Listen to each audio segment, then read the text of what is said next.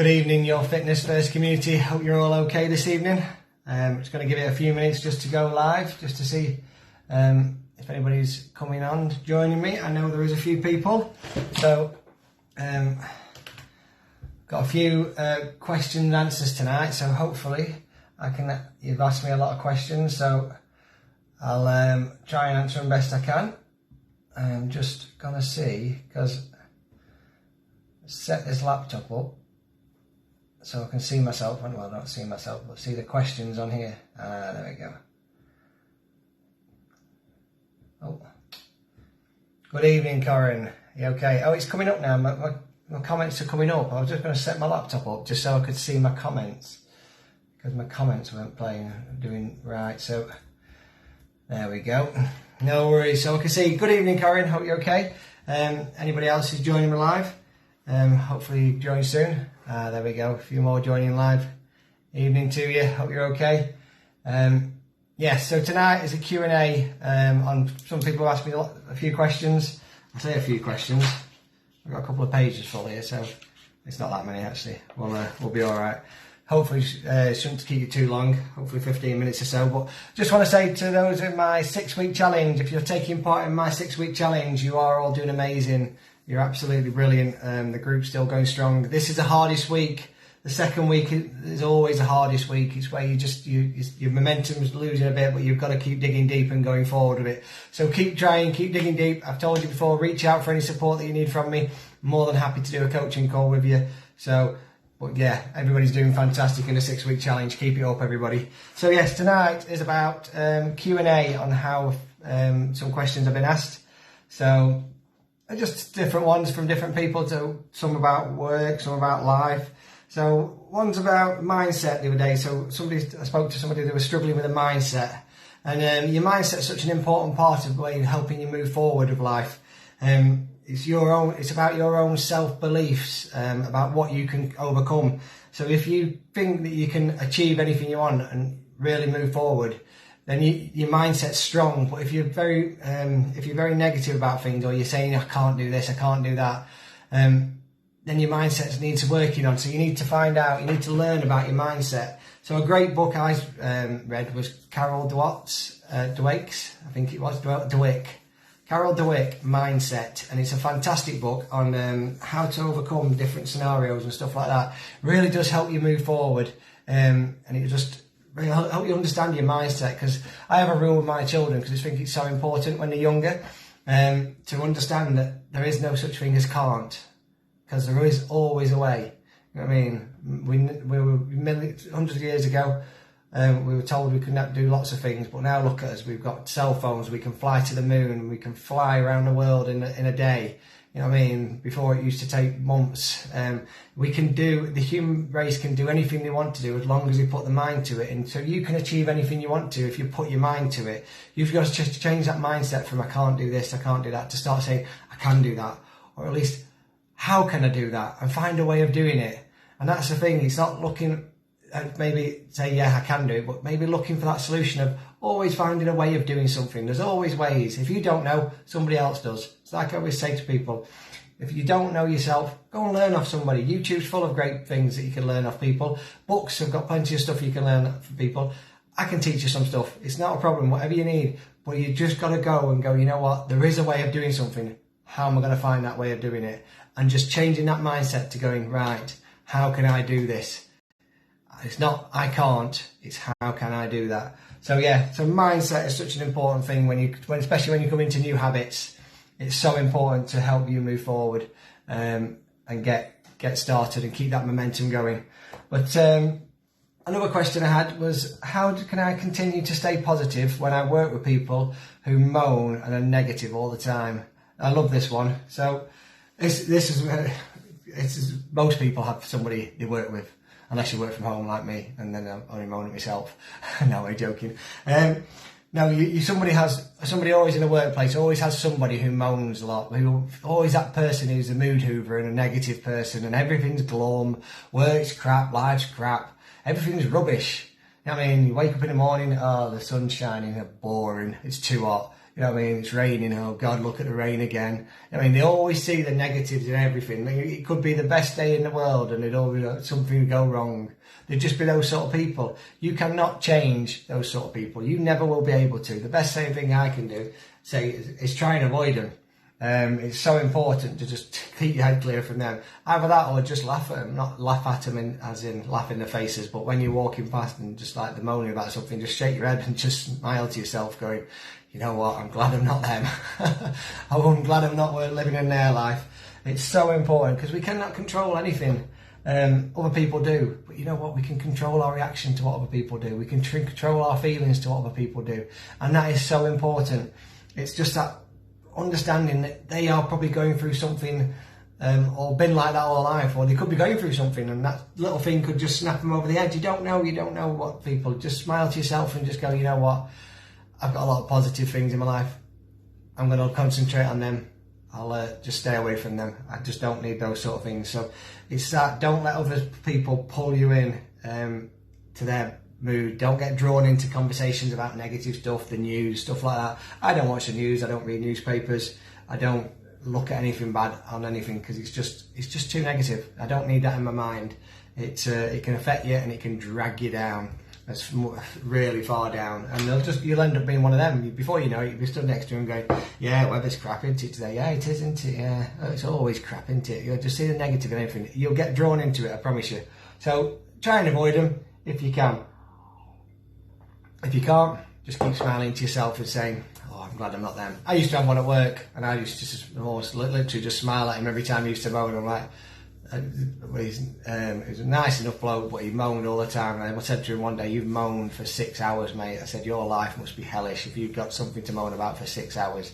Well, it's not that bad, he said. I'm like, 6 hours of moaning in an 8-hour shift, that's not good. But yeah, I just smile to myself. It's learning to control what you can control and not to worry about what others can do to you. So yeah, that's a good one, that one. I do like that one. The next one is, been doing your live workouts. What size dumbbells would be sensible for me to use to have a good workout? So basically, you don't want to burn out your arms and stuff, I take it, and you want to be able to do a good workout that you know that you've done that and you feel good. So I'd say for women, 5 kilograms is a good place to start for doing like bicep curls. Shoulder presses is always good. 5 kilograms, nice bicep curls, shoulder presses, kickbacks, deadlifts. You can do a little bit heavier if you've got. If you've got 2 dumbbells, you can go about 7 or 8. You're doing deadlifts and stuff like that. But anything like bicep curls, do 5 kilograms maximum. Is always a good place to start. And then anything like front raisers and lateral raisers, I'd probably say 2 or 3 kilograms. That's the most. You don't want to go too heavy and burn yourself out, because like you say, your arms are just ache. You want to be able to use your arms the next day. You don't want to feel like you want to feel good. So you want to find that weight that's good for you. And I always say to do 12 to 15 reps, 3 rounds of each exercise. So when you follow the workouts of me, you'll notice I do between 12 and 15 reps, because it's a good range of motion. You can always have that little bit of rest in between and then go again. The muscles are just worked enough. They're not too fatigued. You don't feel like you can't lift your arms up. You're going to have dead. You're building strength over time. And then moving forward, you either increase your reps or you can increase your weight. But yeah, a good weight to start, I'd say 5 kilograms for bicep curls, shoulder presses, bits like that, deadlifts, maybe a little bit heavier. I've got a studio bar. So you like a body bar, it's 20 kilogram weight.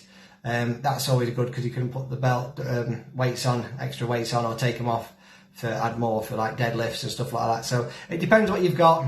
But yeah, Aldi have got something at the moment. I think they're $5.99 or $6.99 for some 5 kilogram weights, and there's some 1 kilogram weights as well. There are $10.99 for a single dumbbell, which has got attachments as well, and then so you need 2 of them.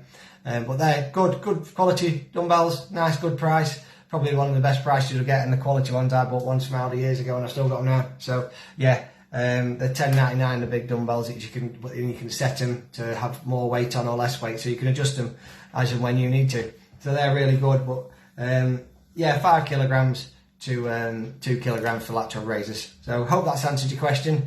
Right, next question. So I struggle to do exercise all the time due to my health conditions. Some days are good, some days are bad. Now, this is an interesting one. Depending on what your health condition is, I don't know, so you can't do too much. It depends if it's just like something that affects you different ways, so it's like a stomach problem or something, and you've just got to go with it. You've got to go with when you feel good, do some exercise. When you feel bad, don't do some exercise. Rest. It's your body telling you it needs rest. So if you can get out for a walk and go for a little walk sometimes when you are feeling a bit bad, it might make you feel a little bit better. Even if it's just like to the end of the road or something like that, I always say little is better than nothing. And then you can extend it a little bit further next time. A good way of doing it, a good rule of thumb, is walk to as far as you feel like you're starting to fatigue, and then turn around and walk back again. And then that's a good way, because then you always know you can get back. And that's the key to anything. You can know you can get back and you can make it back in time without feeling too rough. And then on the days that you do feel good, do a workout if you can. Do some yoga. Yoga is really good for most exercise for health conditions. But any of those step workouts on my YouTube channel or on the Facebook page, this Facebook group, really good for a nice little workout that will really help you move forward. But yeah, it's just listening to your body, being aware of it. If you feel like rubbish, yeah, sometimes just go out for a little walk, but try not to do too much. You can always do too much and you can end up making yourself worse. So it depends on your health constraint. You know what it is, I don't. If you want to give me more information on that, let me know, and then I can help you through that, because I've got my exercise referral now, so I'm fully qualified in all that, so I can help people move forward in all that as well. So it's really good.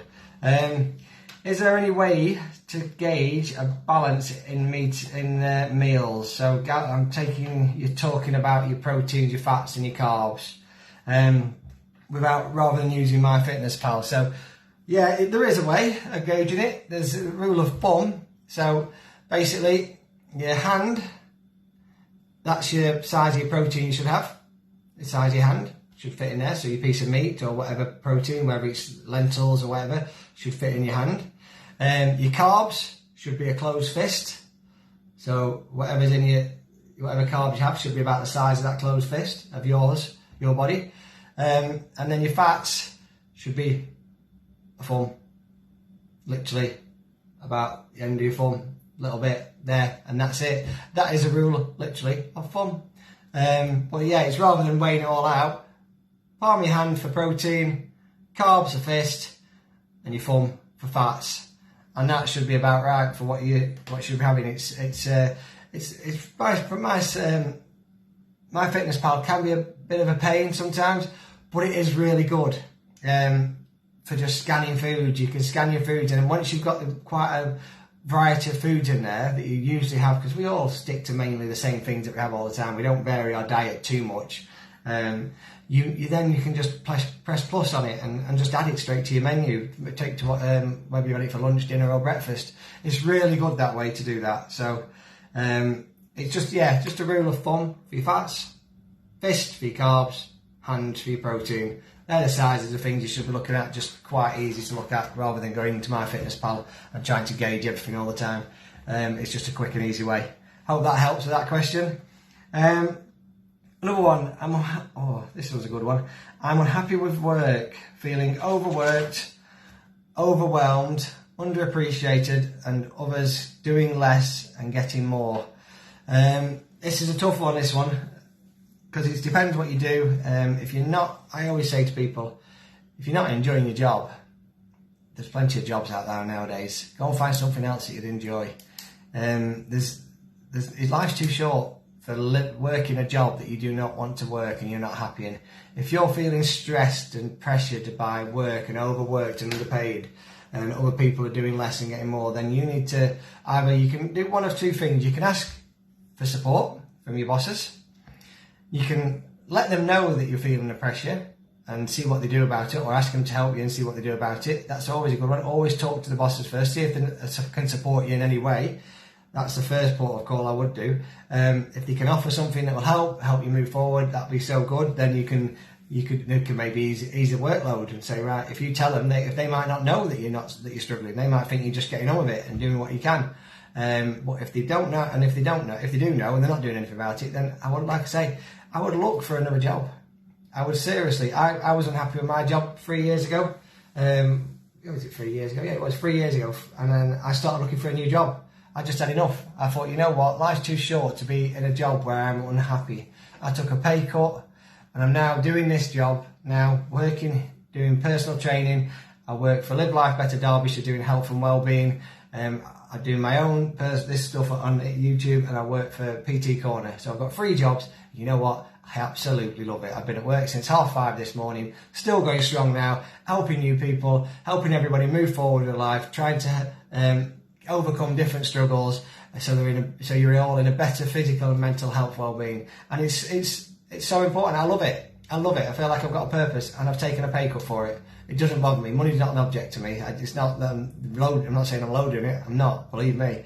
But it doesn't make a difference. I'd rather have happiness over money. And I am far happier now than I was before in the other job. So if you're not happy, try and find something that you've got a bit of passion for.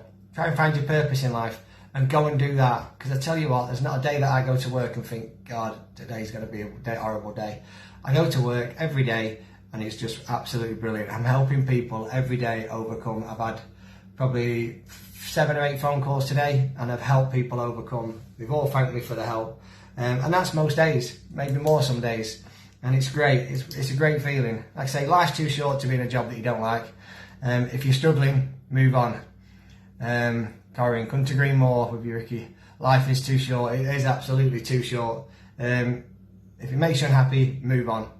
There's loads of jobs out there. I always say that to people. One of my old clients did it, and she's never moved. She's never looked back. She's in the best place of her life now. And it's about moving forward and finding out what makes you happy. Life is for living. It's not for just staying in a job that you feel overwhelmed, feels you're stressed, and then you can't even look after yourself. What you want to do is go home, eat crap food, make yourself feel better, and maybe drink.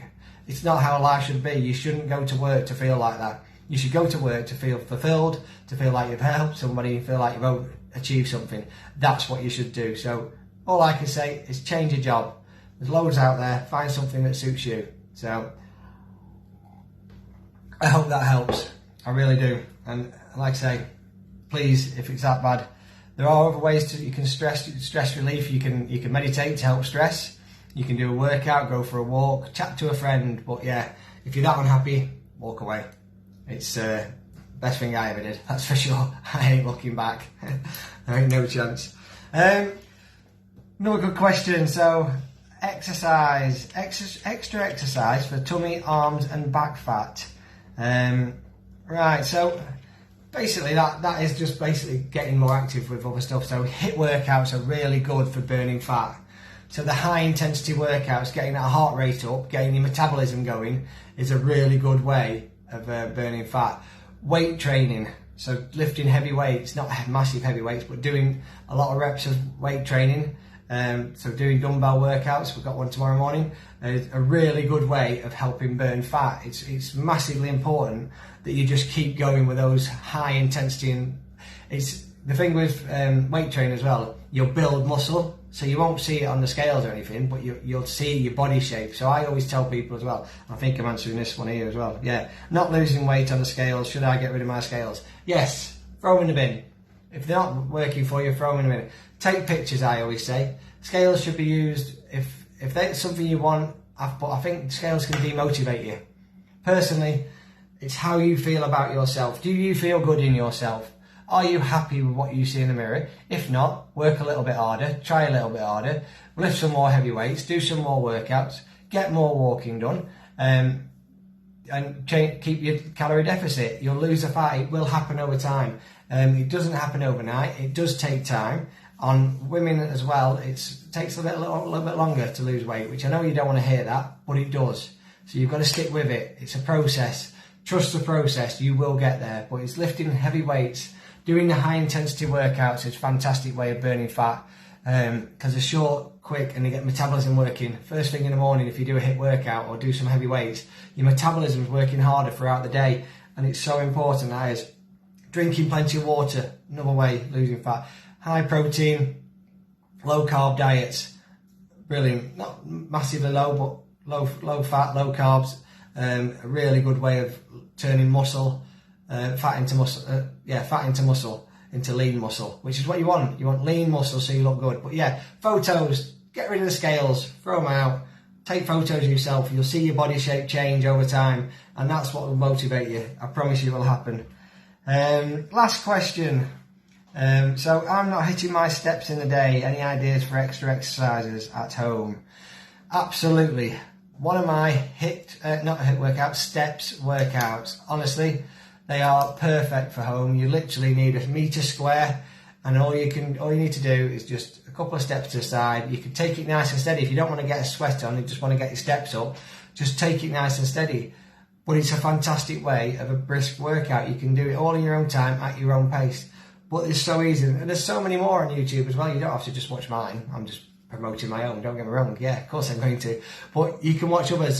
There's walking workouts on there, which are just a little step round workouts, so you can do it in your kitchen, get your kids involved. So important, those little things that you can just do at home. You don't need to go out. I know the weather's awful. Apparently it's giving snow next week. Fingers crossed it doesn't come, because I hate snow. Well, I like snow as long as it comes this deep and you can't go anywhere. And that's fine. It's that little bit that you know you still go out and you have to go to work, or you have to take kids to school, and it's just a nightmare. I might turn into a moaning mood hoover. No, I'm not. But no, but yeah, if it does snow, we want big deep snow so we can go sledging and have some fun. That's what we want. But no, yeah, so the last step workout, they're all over YouTube. You can do them all nice and easy. They're all there for you to do on my Your Fitness First YouTube channel, or just type step workouts into YouTube and you'll get some nice easy 20-minute ones that come up, and they'll really help you just finish off the end of the day, boosting those steps. This the step one I did the other day did over 3,000 steps in 30 minutes, and it was a good workout as well. So that was thingy, that's what you've got to do. I have done 22,974 steps today. So yeah, it depends what you do. You're getting yourself out there. I've walked to school once, twice. I've done one of my exercise referral classes tonight for work, my other job. So it's getting those steps. It's just keep active, keep moving, do as much as you can. And I know it's hard sometimes, especially with the dark nights, but yeah, keep going, keep trying, and that's all you can do. That's all I've got time for tonight. Hope I've answered all your questions. Wasn't that long, 24 minutes, not too bad. If you catch up in a replay, let me know if you have any more questions. I'll more than happily answer them next week. But yes, tomorrow morning we are going live with a dumbbell workout, so get your dumbbells out and let's do a dumbbell workout. It's going to be just over half an hour probably, but we're going to feel great, feel strong for the weekend, finishing the week off strong. Really going to help you tone up, lose that body fat and move forward. So join me live if you can, 6:30 in the morning, for a live dumbbell workout. If I don't see you in the morning, have a great weekend, or catch up in the replay. And don't forget to comment, let me know. All right, take care, everybody. Thank you for watching the live. Hope you have a good evening. Take care, and I'll see you soon. Bye-bye.